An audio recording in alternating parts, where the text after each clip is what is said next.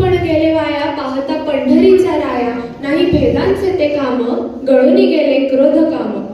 संत सोयराबाई या अभंगात पांडुरंगाला समर्पित होऊन म्हणतात की पांडुरंगा, माझ्यातले सर्व इंद्रधनुच्या रंगासारखे अनेक रंग विरले, जेव्हा फक्त श्रीरंगाचा रंग माझ्या रंगाला लागला.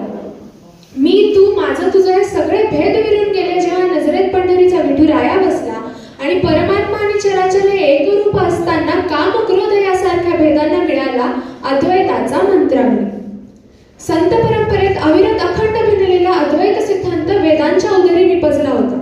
पण वेदांनी केवळ अद्वैताला जन्म नाही दिला, तर जीव ब्रह्मैव नापरः, म्हणजेच ब्रह्म हेच अंतिम सत्य आहे आणि प्रत्येक जीवात ब्रह्म आहे हा अद्वैताचा पैलू प्रमाणित करण्याचं सामर्थ्य देखील वेदांनी स्वतःच्या ठायी जपलं होतं. आणि याच पार्श्वभूमीवर आधारित वेद आणि भेद यांच्या विश्लेषणाने मी ऋचा जोशी कोड क्रमांक 74 विषय मांडते आहे, गाळूनिया भेद प्रमाणत्व ऐसा वेद. मंडळी, संत तुकोबाराय आपल्या अभंगात सांगतात, वंदी नाही भूते आता अवधीची समजते. हा अद्वैतच नव्हे का? भक्त आणि परमात्मा यांच्यातलं अंतर कमी करण्यासाठी केवळ भक्ती पुरेशी आहे आणि भक्तीसाठी फक्त परमात्म्यातच नव्हे तर प्रत्येक आत्म्यात परमात्मा पाहता यायला हवा.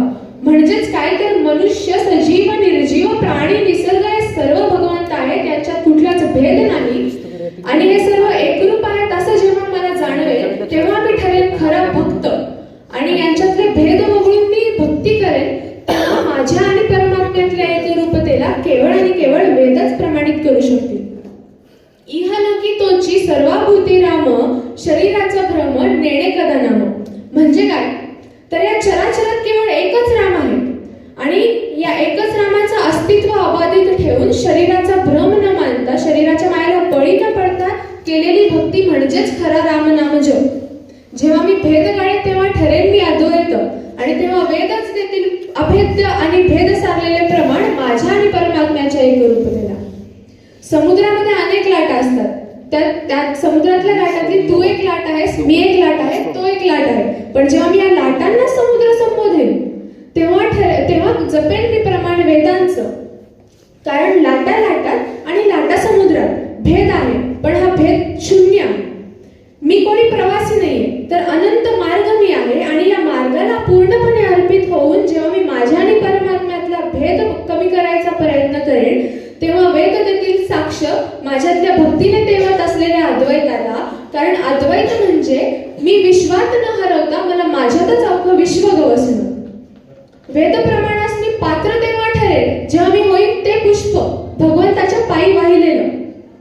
दाही दिशांना दरवळ पसरवणारं पुष्प ही मीच, त्या पुष्पाभोवती असणारे काटे अर्थात विश्व ही मीच, त्या पुष्पाभोवती यादृच्छिक रुंची घालणारा भ्रमर अर्थात भगवंताचा भक्त ही मीच. आणि हा भ्रमर ज्या परागांना प्रदक्षिणा घालतो तो पुष्पाचा, म्हणजेच माझा आत्मा ही मीच, परमात्मा ही मीच. कारण मी परमात्म्यात आहे आणि परमात्मा माझ्यात आहे. जिथे मी आणि परमात्मा, मी आणि विश्व, मी आणि सजीव निर्जीव सृष्टी चराचर यांच्यातला भेद गाळून भक्ती केली, तिथेच मी भेद गाळून वेद प्रमाणास पात्र झाले. पण हा विषय पुढे नेताना मला इथे एक विरोधाभास आढळून येतो. संत तुकोबारायांची ओळ, जो की आपला विषय आहे, गाळूनिया भेद प्रमाणत्व ऐसा वेद, त्यात तुकोबा महाराज भेद गाळायला सांगतात, तर टाळायला नव्हे. कारण काही वेळा भेदच असतो जो अद्वैताला पूरकत्व देतो, जो अद्वैताला पूरकत्व देतो. अद्वैत मांडणाऱ्या वेदांचे देखील स्वतः 4 भेद आहेतच. पण या भेदांना प्रमाणित करण्यासाठी आपल्या अंगी काय असावं, तर परमात्म्यासोबत एकरूप होताना गरज असते ती पावित्र्याची.